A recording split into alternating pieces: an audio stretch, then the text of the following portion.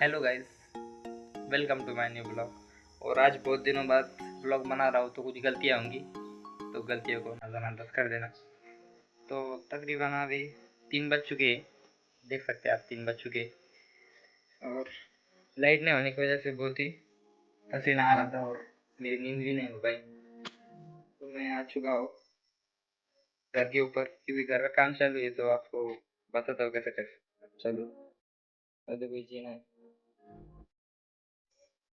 देखो 7 foot level complete हो चुकी है।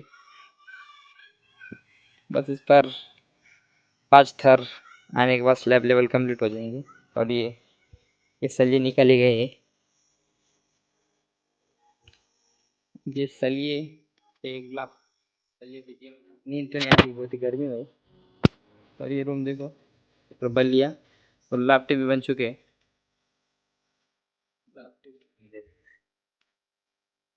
और देखो, ये रही टाकी, जो इसमें पानी है। ये नीली टाकी में गर्म पानी होता है, और ये वापरने के लिए। और ये देखो नीचे कनेक्शन किया गया है मोटर का, और लगाया बात ऐसे ही लिए ताकि नेक्स्ट वीक आपके पास जल्द से जल्द लाइक शेयर